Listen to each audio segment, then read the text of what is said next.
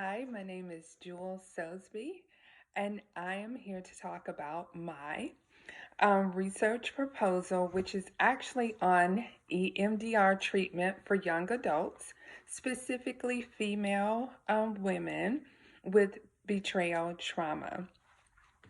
And the reason why I decided to do this actual um, research is because I felt like there was a lot of research dealing with EMDR and a lot of research dealing with betrayal trauma, but specifically, I wanted to target the young adult population.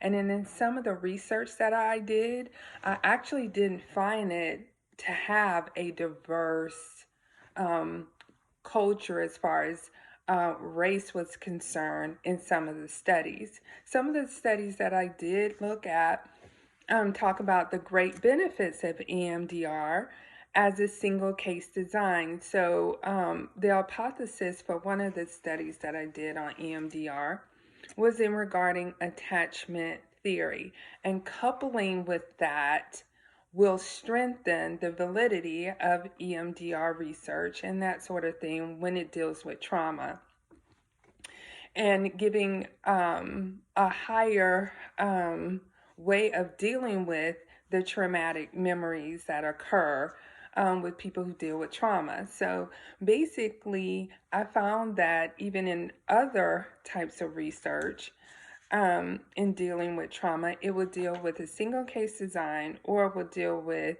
um, like, there was one I did that was on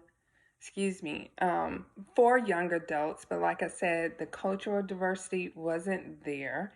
And also, since this is an age range where I feel like adults start to make some really important decisions in their lives. So, decisions based on their career, finances, even marital decisions start a lot of time in early 20s. So, my age range would be between 18 and 20.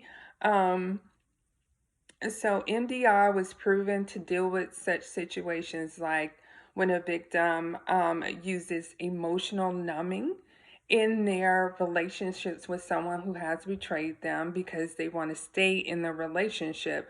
So some of the things that are occurring that are causing them trauma is causing them to either emotionally numb, as well as have alexithymia, which actually causes that person to their brain starts to disassociate as well. Some of those memories in there, and memory disruptions occur as well. So, looking at my group, I wanted to do more of a systematic random sampling because of the fact that I wanted to make sure that a diverse group would be in the sample. So basically, I wanted to go to different universities, and I wanted as well as a variation between income. So I wanted to do a community college, possibly an HBCU, so that the population or the actual sample that I'm doing will have a diversity in age. So I wanted to have Caucasian, Native American, African American, Hispanic Americans within my sample size. So basically, in order for me to control that, I would cap 80% um, participants in my study who are Caucasian. So that validity would also be there as well.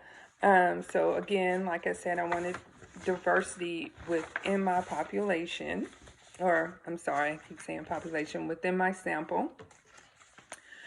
And in regards to, let's see, the actual instrument that I decided to use, I wanted to also use the TSC 40, which deals with anxiety, depression, sexual abuse, sleep disturbances, sexual issues, and disassociation. So this was the perfect checklist, I felt like, because it was simple, easy to do, the actual participant would only take 15 minutes to complete it, and it also only took us 5 to 10 minutes to complete the scoring. I could actually do this sampling.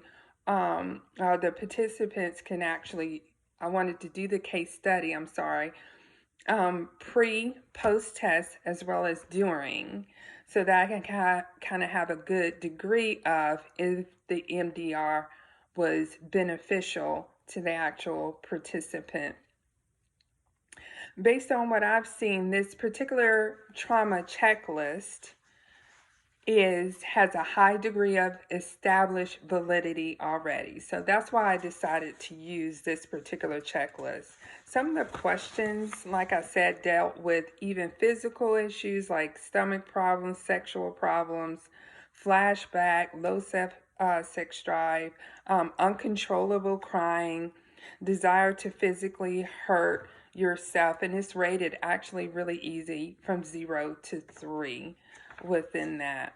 And so I wanted to see if there was a correlation between the MDR being effective and people being able to emotionally regulate their emotions so that they can start to calm down those emotions so that they can make better decisions going forward in their life, because this is a time where those decisions are being made.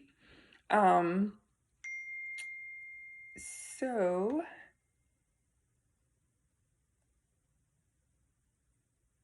I believe this will be an effective way to use in regards to that. I believe that's it. Thank you for listening. My name is Jewel Sosby.